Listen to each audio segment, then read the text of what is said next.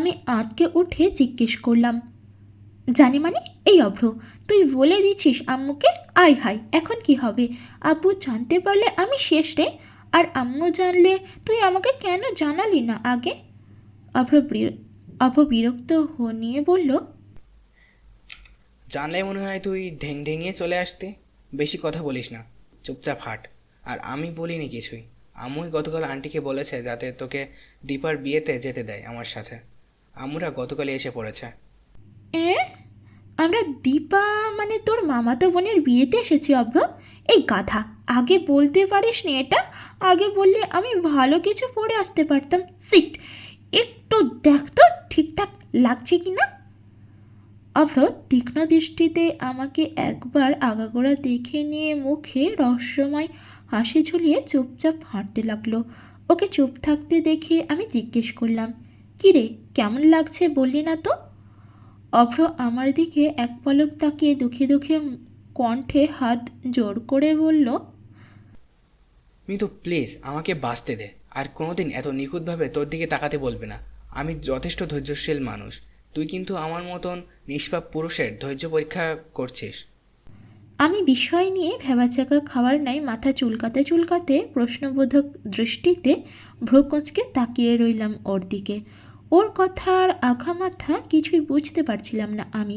আমাকে কেমন লাগছে সেটা বলতে হলে ওকে ধৈর্য ধরতে হবে। অদ্ভুত তো। হাঁটতে হাঁটতে আমরা চলে এলাম গন্তব্যে। অভ্রদের নানুর বাড়িটা কিছুটা পুরনো দিনের বাড়িগুলোর মতো। ওর মামারা সব একই ছাদের নিচে থাকেন, অর্থাৎ জয়েন্ট ফ্যামিলি। বাড়িতে ঢুকতেই বাচ্চাদের ছোটাছুটি চিৎকার চেঁচামেচি শুনতে পাওয়া গেল। আমাকে দেখতে পেয়েই মামিরা এমনভাবে জড়িয়ে ধরলেন যেন আমাকে তারা আগে থেকেই চেনেন জানেন। আমি অভ্রের নানার বাড়ির মানুষ বলতে দীপাদের দেখেছিলাম একবার অভ্রদের বাসা। তাছাড়া আমি সকলের গল্পেই আন্টির থেকে শোনা, কখনো সামনে থেকে দেখার সৌভাগ্য হয়নি। সকলের হইচই শুনতে পেয়ে আন্টি আর ভাবি দোতলা থেকে দৌড়ে আসলেন। ভাবি এসে আমাকে জড়িয়ে ধরে ফিসফিস করে বলতে লাগলেন, অভ্র কিন্তু আসতে চায়নি। যেই বললাম মিতুকে নিয়ে এসো ওদের বাসায় গতকাল বলে দিয়েছি, অমনি হনহনিয়ে চলে এলো। ভাবো একবার, কত হিপোক্রিয়েট দেবর আবার। ভাবির কথা শুনে আমি আর হাসি দমিয়ে রাখতে পারলাম না। বেশ শব্দ করেই হেসে ফেললাম। অচেনা পরিবেশের কথা মাথায়ও এলো না আমার। আমার হাসির শব্দে আশেপাশের সকলের দৃষ্টি এখন আমার দিকে। কেমন প্রশ্নসূচক দৃষ্টিতে তাকিয়ে আছে সকলে। আমি একটু ইতস্তত বোধ করলাম। তারপর কারো দিকে নজর যেতেই দেখতে পেলাম কেবল একজন পুরুষেরই দৃষ্টি শান্ত। আশেপাশের কাউকেই পরোয়া করল না সেই বেপরোয়া পুরুষ। কেমন বিস্ময় নিয়ে তাকিয়ে রইল অভ্র, যেন এর চেয়ে সুন্দর হাসি সে আজন্ম দেখেনি। চারিদিকে এত হইচই দেখে কেমন উৎসব মুখর মনে হচ্ছে সব কিছু। এই কয়েক ঘন্টায় সবাই আমাকে এত আপন করে নিল যে আমার মনেই হচ্ছে না আমি এদের রক্তের কেউ নই। অভ্রের সব কাজিনরাই আমাকে সঙ্গ দিচ্ছে। তার মধ্যে একজন আছে যাকে আমার ভীষণ ভালো লাগলো। মেয়েটার নাম স্মৃতি। বাকি সবার চেয়ে ওকে আমার বেশ মিষ্টি লেগেছে। মেয়েটা অত্যন্ত মিশুক ধরনের। এইটা নাও। আমার হাতে একটা প্যাকেট ধরিয়ে দিয়ে স্মৃতি পুনরায় নিজের কাজে চলে গেল। এমনকি প্রশ্ন করার সময়টুকুও দিল না। আমি খুলব না ভেবেও কৌতূহল নিয়ে প্যাকেটটা খুলেই ফেললাম। একটা সাদা গোলাপ আর একটা সবুজ রঙের শাড়ি। আমি বিষয় নিয়ে কিছুক্ষণ তাকিয়ে শাড়ির ভাঁজ খুলতেই একটা চিরকুট বেরিয়ে এলো, যাতে খুব যত্ন করে লেখা, শুভ্র ফুলের খোপায় যেন শুভ্র ফুলই দেখতে পায়। আমার ফুলের জন্য শাড়ির চেয়ে শ্রেষ্ঠ উপহার অন্যটি পেলাম না। আমার খুবই ইচ্ছে হয় জানিস, তোকে আজীবন শাড়িতে দেখার। গিনিদের মতো শাড়ি পরে আমাকে শাসন করবে, ভাত বেড়ে খাওয়াবে, আমার বাচ্চাদের খেয়াল রাখবে। আরও কত শত ভাবনা আমার। সেসব আপাতত দমিয়ে রাখলাম। শোন, পাশের আরেকটা প্যাকেটে পেটিকোট আর ব্লাউজ আছে। এই মুহূর্তে রেডিমেডটাই ম্যানেজ করতে পেরেছি। ফটাফট পরে ফেল, আমি বারান্দায় দাঁড়িয়ে আছি। চিরকুটটা পরে থম মেরে বসে রইলাম আমি। খুব লজ্জা লাগছিল আমার। এটা যে অভ্রই পাঠিয়েছে তা জেনেও বিশ্বাস করতে চাচ্ছি না। আমার কেন জানি না একটুও রাগ হচ্ছে না অভ্রের ওপর। ওর সামনে গিয়ে জিজ্ঞেস করতে ইচ্ছে হচ্ছে না। কেন লিখেছিস এগুলো? কোন অধিকারে লিখেছিস? আমি শাড়িটা পরেছি বেশ অনেকক্ষণ হয়, কিন্তু আমার কেন জানি না বাইরে যেতে সাহস হচ্ছে না। শরীরের শীতল কাঁপুনি নিয়েই বসে রইলাম রুমেই। এই অভ্রকে আমার জানা নেই। এই যেন এক অন্যরকম পুরুষ। শান্ত তীক্ষ্ণ দৃষ্টিতে তাকিয়ে থাকা আবেদনময় চিরকোট আমায় যেন খুব বিশাল কিছুর ইঙ্গিত দিচ্ছে। এসব ভাবতে ভাবতে হঠাৎ দরজার ছিটকিনি লাগানোর আওয়াজ কানে এলো আমার। আমি ঝটপট পেছনে তাকালাম। অভ্র। ওকে দেখে আমার তাৎক্ষণিক কী যেন হলো। আমার মুখে কোনো শব্দ নেই। লজ্জায় ভয়ে আমি মিশিয়ে গেলাম। নিঃশব্দ পায়ে আমার সামনে এসে দুই হাত বেঁধে কেমন নির্বিকার ভঙ্গিতে দাঁড়ালো অভ্র। আমি চোখ তুলে তাকাতে পারলাম না। অভ্র স্বাভাবিক কণ্ঠে বলল, আমাকে এতক্ষণ দাঁড় করিয়ে রাখার জন্য তোকে কি শাস্তি দেওয়া যায় বলতো? আমি আমতা আমতা করে বললাম, অভ্র প্লিজ, আমার কেমন যেন লাগছে, তুই চলে যা। কেউ এসে পড়লে ব্যাপারটা খারাপ দেখাবে। তখনই আন্টির কণ্ঠ ভেসে এলো, কি রে নিতু, রেডি হচ্ছিস নাকি? দরজা বন্ধ কেন? আমি ভয়ে জুবুথুবু হয়ে ঢোক গিলে অভ্রর দিকে তাকালাম। আমার অবস্থা দেখে অভ্র ঠোঁট টিপে হাসছে। ভীষণ রাগ হতল ওর ওপর। আমি কাঁপা কাঁপা গলায় জবাব দিলাম, আর 10 মিনিট দাও আন্টি, আমি অলমোস্ট রেডি হয়ে গিয়েছি। আন্টি চলে গেল, সাথে রেখে গেল তারই গর্ভে ধারণ করা আতঙ্কটাকে।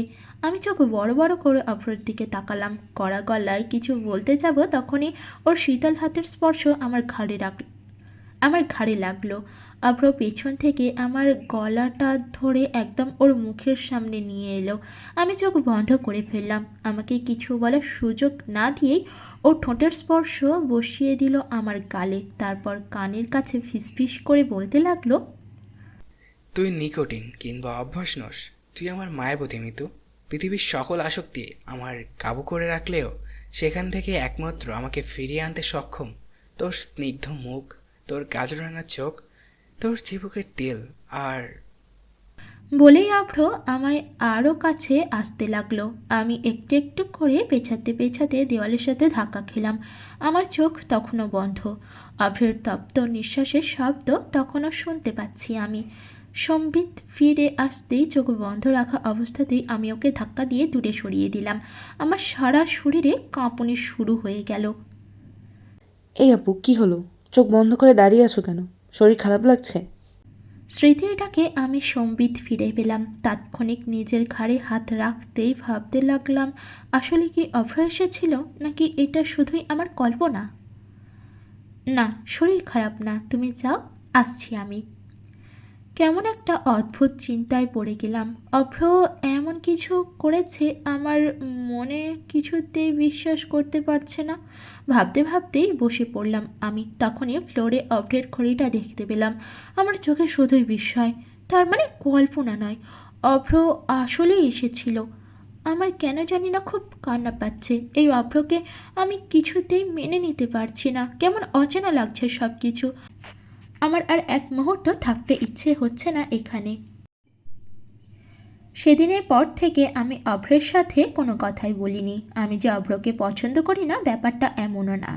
তবে অভ্রের হঠাৎ করা এমন আচরণে আমি মনে হয় অনেকটাই অপ্রস্তুত হয়ে পড়েছিলাম। কিছুতেই আমি ওর সেদিনের করা আচরণকে স্বাভাবিক বলে মেনে নিতে পারছিলাম না। এই মেনে না নিতে পারার উত্তরও আমার জানা নেই। শুধু জানি আমার এই মুহূর্তে অভ্রকে খুব বিরক্তকর কিছু বলে মনে হচ্ছে। এই কয়েকদিনে অভ্র আমাকে অজস্রবার ফোন করেছে, বাসায়ও এসেছে বহুবার। ওকে দেখা মাত্রই আমি রুমে চলে যেতাম। আমার আচরণের প্রভাব হয়তো ওর ওপর কিছুটা হলেও পড়েছে। অভ্র গত 2 দিন যাবৎ আমার সামনে আসেনি, এমনকি একবারও ফোন করেনি। এতে অবশ্য ভালোই হয়েছে, আমার আর যেচে ওকে ইগনোর করতে হচ্ছে না। 1 সপ্তাহ পর ভার্সিটিতে গেলাম আমি। অভ্র ক্যাম্পাসে আসেনি। তারপর আরও কয়েকদিন টানা ক্যাম্পাসে অভ্রকে দেখতে পেলাম না আমি। সিফাতকে জিজ্ঞেস করাই বলল, অভ্র গত 10 দিন ধরেই ভার্সিটিতে আসছে না। তার মানে দীপার বিয়ের পর থেকেই। এবার আমার কেমন চিন্তা হতে শুরু করলো। অভ্র ক্যাম্পাসে আসেনি এত দিন, তাহলে আছে কোথায় হতচ্ছাড়াটা? বান্ধবীর থেকে পাওয়া গোপন রিজেকশনের দেবদাস হয়ে যায়নি তো? 12তম দিনে বারান্দার দোলনায় বসে আরাম করে বড়ইয়ের আচার খাচ্ছিলাম আমি। বাসার সামনের গলিতে দাঁড়িয়ে থাকা কয়েকটা ছেলে কেমন শকুন দৃষ্টিতে আমার দিকে তাকিয়ে আছে, মাঝে মাঝে আবার তাকিয়ে সিস বাজাচ্ছে। লাল রঙের শার্ট পরা ছেলেটা অদ্ভুতভাবে জিভে বারবার ঠোঁট ভিজাচ্ছে। দেখেই আমার কেমন শরীর শিরশির করতে আরম্ভ করলো। চেহারায় কেমন বখাটের ছাপ দেখা গেল ওদের। ওদের অঙ্গভঙ্গি দেখে কেমন গা গুলিয়ে আসার উপক্রম হলো আমার এবার। শান্তিমতো একটু বারান্দাতেও বসতে পারলাম না। এদের কারণেই এদেশের মেয়েরা এখনও অনিরাপদ। পড়াশোনা ছেড়ে দিয়ে বাপের টাকায় বখাটেপনা করে বেড়াতেই এরা স্বাচ্ছন্দ্য বোধ করে। আমার ইচ্ছে হলো এদের ধরে গণপিটুনি খাওয়াতে, কিন্তু আমি সেটা করলাম না। নিজের প্রতিবাদ ভাবনাকে দমিয়ে রুমে ফিরে গেলাম আমি। রুমে আসার 2 মিনিটের মধ্যে বাইরে হইচই শোনা গেল। চিৎকার চেঁচামেচিতে আমি আর আম্মু দৌড়ে গেটের বাহিরে আসতেই দেখতে পেলাম ওই ছেলেগুলোর মধ্যে লাল শার্ট পরা ছেলেটা অভ্রের পা ধরে বসে আছে। আমাকে দেখা মাত্র ছেলেটা হাঁটু গেড়ে বসে হাত জোর করে বলতে লাগলো, আপা মাফ কইরা দেন, আর এমন করুন না, বাইরে কন ছাইড়া দিতে। বলে আবার কান্না শুরু করে দিল। আম্মু কিছুই বুঝতে পারছিল না, কেমন বিষয় আর হতভম্ব হওয়ার ন্যায় তাকিয়ে রইল আমার দিকে। তারপর ইশারায় আমিও বোঝালাম যে আমিও কিছুই জানি না। আমার থেকে উত্তর না পেয়ে আম্মু অভ্রকে জিজ্ঞেস করলো, কি রে, কি করছে ওরা? মারছিস কেন ওভাবে? অভ্র কিছু বলার আগেই ফারদিন বলে উঠল, মারবো না কি করব? শালাগো কত বড় সাহস জানেন আন্টি? আমাগোর না মানে রাস্তাঘাটের মাইয়াগো বিরক্ত করে। একটু আগেই আমাকে পরিচিত একজনরে উত্ত্যক্ত করতেছিল। এইগুলো তো ঠিক না, তাই না আন্টি? এর লাইগা অব্রবাই ধইরা পিটায়া থানায় দিয়ে আইতে কইল। ফারদিনের কথায় যেন আম্মু খুশি হয়ে গেল। ওর মাথায় হাত বুলিয়ে বলতে লাগলো, খুব ভালো কাজ করেছো বাবা, এদেরকে আসলেই পুলিশে দেওয়া উচিত। আর তোমাদের মতন ছেলেরা আছে বলেই এদেশে এখনো অনেক অঘটনের হাত থেকে মেরে বেঁচে যাচ্ছে। যেই মেয়েটাকে উত্ত্যক্ত করেছে সেও তো তোমার আর অপরের বোনের মতোই, তাই না?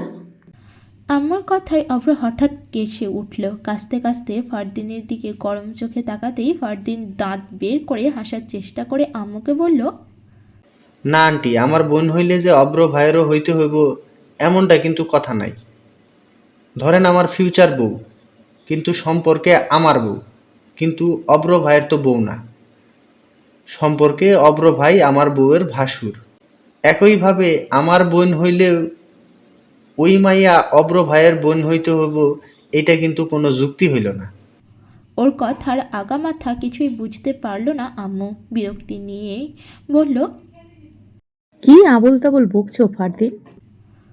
আম্মু আরও কিছু বলার আগে ফারদিনের গালে একটা দাবাম মার্কা চড় বসে গেল। ফারদিন হতভম্ব চোখে গালে হাত দিয়ে হাঁ করে তাকিয়ে আছে।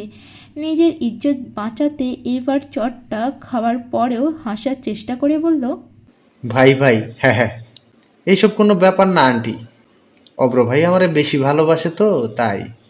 অভ্রকে শুরু থেকেই চুপ থাকতে দেখে আম্মু এবার বলে উঠল, কি রে অব্র, কিছু হয়েছে তোর? তোকে তো আজকাল দেখাই যায় না। বাসায় আসিস না কতদিন বলতো?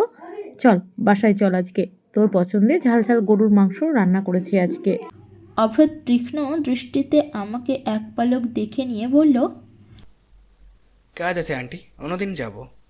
ইস, কি আমার কাজওয়ালা ব্যস্ত ছেলে রে। তোর আবার কি কাজ রে? কোনো কথা শুনবো না আমি, একদম মার খাবি। আর একটা কথা বললে চল। রীতিমতো টেনে হেঁচড়েই আম্মু অভ্রকে বাসায় নিয়ে এলো। সোফায় বসে বসে পৃথিবীর 8তম আশ্চর্য দেখছি আমি। শুধুই যে দেখছি তা না, আবিষ্কার করছি। এই অদ্ভুত ব্যাটাকে কি করে নিজের বেস্ট ফ্রেন্ড বানিয়ে এতগুলো বছর অতিবাহিত করলাম সেটাই বুঝতে পারছি না। আরে বাপ, তুই যে রাগ করেছিস ওইটার ডেট কি এত তাড়াতাড়ি ফেল হয়ে গেল? অ্যাটলিস্ট আত্মসম্মানের খাতিরে একটা মাস নিজের রাগের লাস্টিং করাইতি, তা না, উল্টো ঢ্যাং ঢ্যাঙিয়ে বাসায় এসে কেমন করে গিলছে দেখো। মনে হচ্ছে তার রেজিস্ট্রি করা শ্বশুরবাড়ি। আর আমার মা যেমন আদিক্ষেতা করে সেবা করে খাওয়াচ্ছে এইসব নাটক বুঝি স্টার জলসা ধারাবাহিক সিনেমাগুলোকেও হার মানাবে।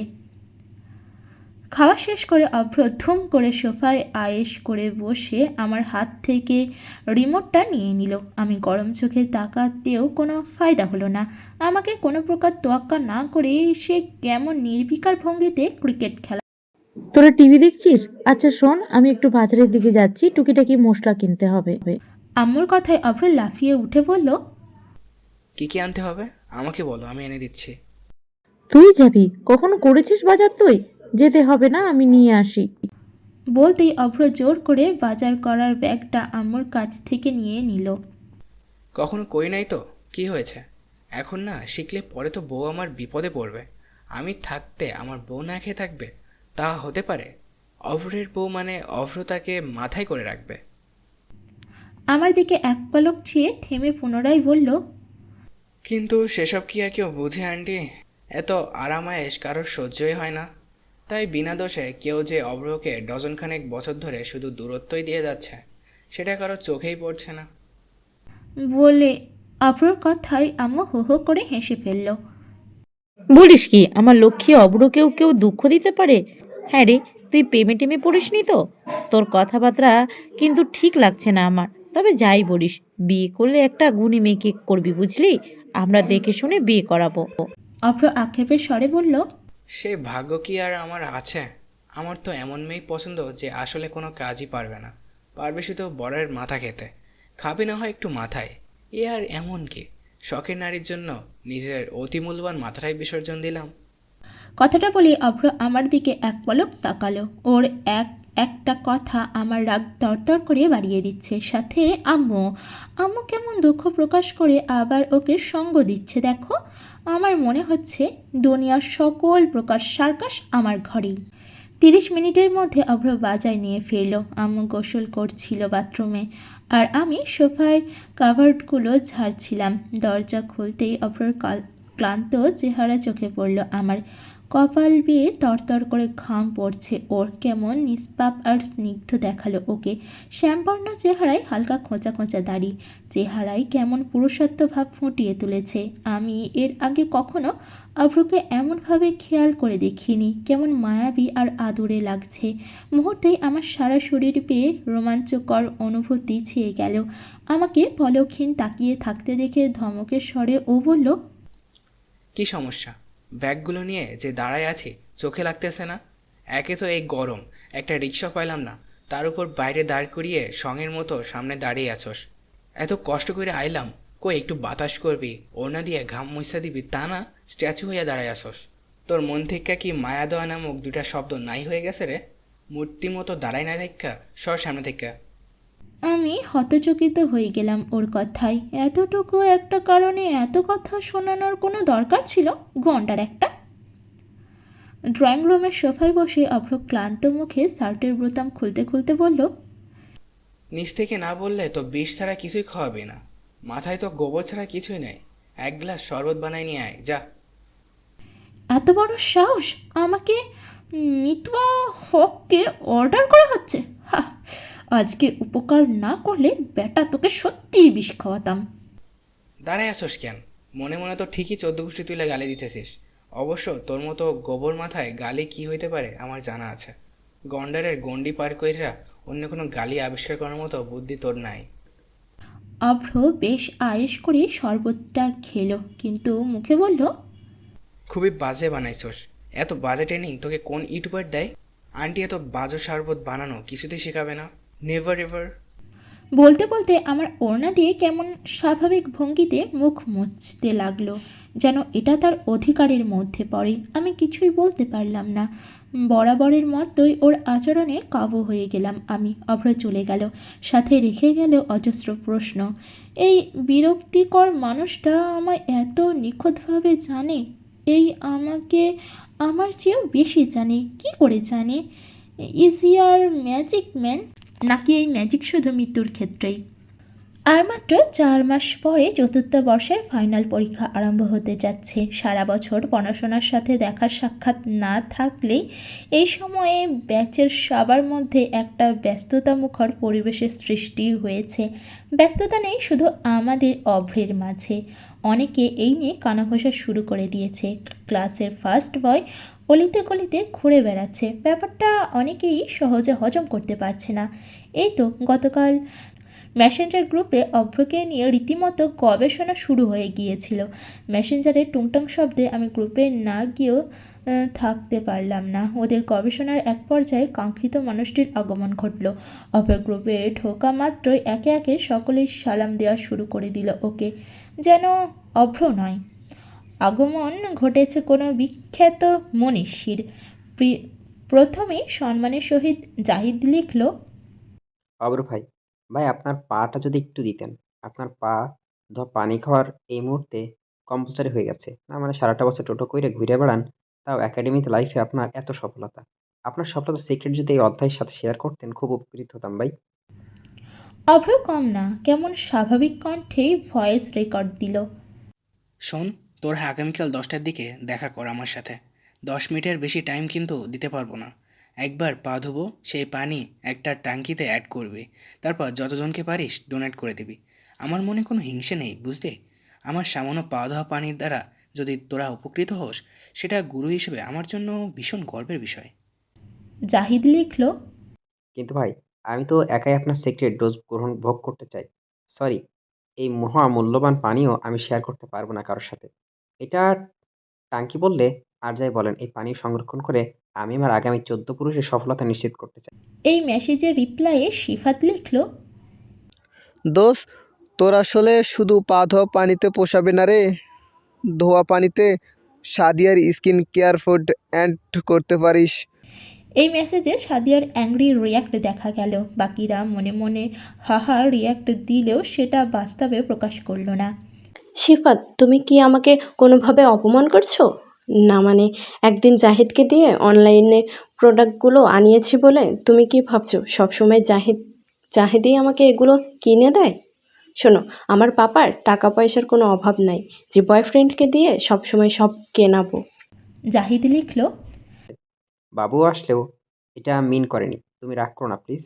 জাহিদের এই মেসেজে সবাই গণহারে সকলে ওকে পচানোর একটা সুযোগ পেয়ে গেল। সকলের জবাব পাল্টা জবাবে রীতিমতো গ্রুপের তৃতীয় বিশ্বযুদ্ধ আরম্ভ হয়ে গেল। বিরক্ত হয়ে বেরিয়ে পড়লাম আমি। পরদিন বিকালে আমি আর মেঘা মানিক মামার ফুচকার স্টলে বসে ফুচকা খাচ্ছি। খাওয়া শেষ করে পুনরায় বাসায় যাওয়ার জন্য রওনা হতেই গলির দোকানে অভ্রকে আমার চোখে পড়ল। অভ্র পেছন ফিরে দাঁড়িয়ে আছে, সাথে ফারদিন। আমি বারণ করার সত্ত্বেও মেঘা ঢ্যাং ঠেঙিয়ে ওদের সামনে গিয়ে দাঁড়িয়ে অভ্রকে ডেকে উঠল, দোস্ত কেমন আছিস? মেঘার ডাকে অভ্র আঁতকে উঠল, তারপর হতচকিত হওয়ার নাই পিছনে ফিরে তাকালো। আরও বিস্ময় হলো সাথে আমাকে দেখতে পেয়ে। ফারদিনের অবস্থা তখন হয়েছে রীতিমতো ছেড়ে দেমা কেঁদেমাছি টাইপ। আমি তখনও বিষয়টা ধরতে পারিনি ঠিক মতো। আমাদের দেখা মাত্রই অভ্র ধোঁয়া ওড়া সিগারেটটা হাতের মুঠোয় নিয়ে হাতটা পেছনে ঘুরিয়ে ফেলল। ব্যাপারটা নজরে আসা মাত্রই আমার চোখ কপালে উঠে যাওয়ার উপক্রম হলো। আমি কঠিন গলায় জিজ্ঞেস করলাম, তুই সিগারেট খাস অভ্র? অভ্র কোনো জবাব দিল না। কিছুক্ষণ চুপ থেকে জোরপূর্বক হাসার চেষ্টা করে অবাক হওয়ার ভান করে বলল, বলিস কি, আমি আর সিগারেট? ইম্পসিবল। সিগারেট দেখলেই তো আমি 100 হাত দূরে থাকি। সিগারেট কি কোনো মানুষ খায় নাকি রে? ফারদিনের দিকে চেয়ে, এসব তো গরু ছাগলরা খায়। আমার মতো জেন্টেলম্যানকে নিয়ে এই ধারণা কীভাবে পুষে রাখিস তুই? আমি তো ভাবতেই কেমন কষ্ট হচ্ছে রে। ওর নাটকে আমার রাগ দ্বিগুণ প্লাস দ্বিগুণ সমান 4 গুণ হওয়ার উপক্রম। অভ্রের কথায় মেঘা ভীত চোখে একবার আমার দিকে তাকাচ্ছে আর একবার অভ্রের দিকে। ওর সিক্স সেন্স হয়তো এই মুহূর্তে হতে যাওয়া ঘূর্ণিঝড়ের সংকেত জানিয়ে দিচ্ছে ইতিমধ্যে। আমি ধমকের স্বরে বললাম, হাত দেখা তোর। অভ্র কিছুক্ষণ চুপ থেকে হঠাৎ অসহায় মুখ করে বলতে লাগলো, এইবারের মতন পাপ করে দে প্লিজ। আমি সত্যি এসব খাই না, বিশ্বাস কর। 2-1বার ট্রাই করেছিলাম, কিন্তু আজকে থেকে শেষ, আর জীবনেও ধরুম না, কসম। আমি কিছুই বললাম না, চুপচাপ হাঁটতে লাগলাম। অভ্রের সিগারেট খাওয়া না খাওয়াতে আমার কিছুই যায় আসার কথা না, তবুও কেন আমার এত রাগ হচ্ছে ওর ওপর আমি বুঝতে পারলাম না। পেছন থেকে অভ্রের কণ্ঠ এখনও হালকা শুনতে পাচ্ছি আমি। ফারদিন রে, আমি শেষ, তোর ভাবি আমারে মাইরাই ফেলবো আজকে। রাতে খাওয়া দাওয়া শেষ করে প্রতিদিনের মতোই বারান্দায় এসে এক কাপ চা নিয়ে বসলাম আমি। অভ্র বিকালের পর থেকে অজস্রবার ফোন করেছে, কিন্তু আমি একটা ফোনও ধরিনি। এখনও দিচ্ছে। বিরক্ত হয়ে ফোন অফ করে রাখলাম শেষমেশ। পুনরায় রুমে ফিরে যেতে উঠতেই অভ্রকে চোখে পড়ল। গেটের বাইরে কারেন্টের খাম্বার সাথে কেমন দক্ষিণ দক্ষিণ মুখ করে দাঁড়িয়ে আছে অভ্র। হাতে বড় একটা কাগজ, যাতে বেশ মোটা অক্ষরে লেখা, সরি মিতু। এটা দেখেও আমার মন গলল না। তখনও মুখ ফুলিয়ে দাঁড়িয়ে আছি আমি। কিছুক্ষণ পর হাতের কাগজটা ফেলে দুই হাত দিয়ে কান ধরল অভ্র। ফিস করে ঠোঁট নাড়িয়ে বারবার আমাকে বোঝালো আমি ক্ষমা না করলে ও সারা রাত কান ধরে দাঁড়িয়ে থাকবে। আমিও কম নই, দাঁড়িয়ে করিয়ে রাখলাম কান ধরিয়ে প্রায় 20 মিনিট। মশার কামড়ে বেচারার নাজেহাল অবস্থা। প্রায় 30 মিনিট পর আমার রাগ পাহাড় থেকে অবতলে নামলো। ফোন করলাম ওকে। আর কখনো দেখবো এসব? অভ্র অসহায় মুখ করে বলল, জীবনেও না, বিশ্বাস কর, এটাই শেষ। তুই যা বলবি তাই শুনবো, তুই বললে তাই, না বললে নাই।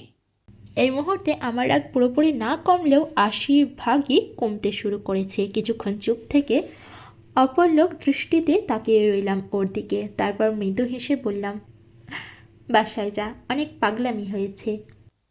হুম, যাব না। যাবি না মানে? কেউ দেখলে উল্টো পাল্টা মনে করবে অভ্র, বাসায় যা। নিচে আয় একবার, না হয় সত্যি যাব না।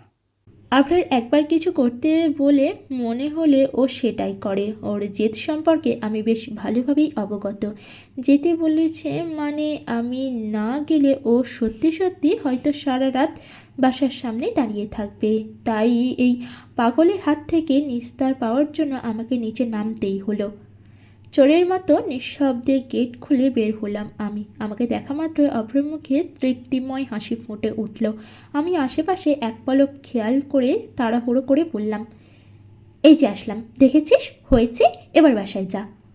অভ্র বিরক্তি নিয়ে বলল, উফ, চুপ করে একটু দাঁড়া না বাপ, এমন লাফালাফি করছিস কেন? 10 মিনিট ধরে অভ্র আমাকে স্ট্যাচু বানিয়ে দাঁড় করিয়ে রেখেছে। তারপর বেশ কিছুক্ষণ পলকহীন চোখে তাকিয়ে থেকে মৃদু কণ্ঠে শুধালো, মিতু, শুনছি, যা বলার তাড়াতাড়ি বল। রাতে কি এগুলো পরেই ঘুমাস? অভ্রের কথায় আমি হতচকিত হয়ে পড়লাম। তারপর নিচের পরনে নজর দিতেই খেয়াল হলো রাতে ঘুমানোর জন্য গেঞ্জি আর প্লাজো পরেছিলাম। সেটা চেঞ্জ না করেই তাড়াহুড়ো করে চলে এসেছি। এমনকি গায়ে ওড়না জড়াতেও ভুলে গেছিলাম আমি। সম্বিত ফিরে আসতেই কেমন লজ্জা আর অস্বস্তি হচ্ছিল আমার। অভ্রও বোধহয় সেটা বুঝতে পারল। আমার অস্বস্তি আর না বাড়াতে ঠোঁটে রহস্যময় হাসি ঝুলিয়ে প্যান্টের পকেটে হাত ঢুকিয়ে হাঁটতে হাঁটতে বলল, বাসায় যা। বিছানায় শুয়ে এপাশ ওপাশ করতে লাগলাম আমি। কিছুতেই ঘুম আসছে না আমার। ফোনটা হাতে নিয়ে অন করতেই নোটিফিকেশনের টুংটাং শব্দে কৌতূহল নিয়ে ফেসবুক অন করতে হলো। ফেসবুকে ঢুকতেই অভ্রের 5 মিনিট আগের পোস্ট করা একটা স্ট্যাটাস সামনে এলো। সেখানে বাংলা একটা গানের কিছু লাইন। ঘুম চলে যায় তোমার চোখে বেড়াতে, পারি না তাকে কোনোভাবে ফেরাতে, আমার মনটা তোমার মনের পাড়ায় বোকাশোকা হয়ে আড়ালে আপডালে দাঁড়ায়, তোমাকে ছোঁয়ার নেই তো আমার সাধ্য, দেখতে পাওয়া সেই তো বড় ভাগ্য। কমেন্টে সিফাত সেখানে লিখেছে, সাধ্য তো আছেই বন্ধু, নেই শুধু বৈধতা। আগে পরে তো একজনকেই মন দিয়ে বসে আছো, বিয়েটা করেই ফেলো এবার। মেঘা লিখেছে, বন্ধু, শাহরুখ কাজল জুটির বাস্তবিক পূর্ণতা দেখার সুযোগ করে দাও প্লিজ। সালমান কিংবা রানী মুখার্জির এন্ট্রি আমরা চাই না। পুষ্পিতাও লিখল, আয় হায় অব্র, তোর গার্লফ্রেন্ড আছে? এত কিউট ছেলেটা শেষমেশ মিঙ্গেল হয়ে গেল, খুবই দুঃখজনক। সিফাত সেখানে রিপ্লাই করে বলল, এই বেটার উপর ক্রাশ খাইয়া লাভ নাই পুষ্প। অব্রের সকল আগ্রহ এক নারীতেই আটকাই আছে। তুমি চাইলে আমাকে লাইন মারতে পারো, বেশিক্ষণ লাগবে না পটাতে। এই রিপ্লাইয়ে সিফাতের গার্লফ্রেন্ড মৌনি অ্যাংরি রিয়াক্ট দেখা গেল। ব্যাপারটাকে আরেকটু ঘোলাটে করার জন্য জাহিদ লিখল, আস্তাগফিরুল্লাহ সিফাত, শেম অন ইউ। মৌরিনের মতো একটা লক্ষ্মী মেষ থাকতে তোমার চরিত্রে কালো ধূসর বেগুনি এত ডেরাইট দাগ। মৌনি, দেখো তো, তোর সাথে সংসার না মানে রিলেশন আছে, অন্য মেয়ে হইলে বিয়ে ছাড়াই ডিভোর্স দিয়ে দিত। আমার আর তো খুব মায়া লাগতেছে বেচারি ময়ূর লাইগা।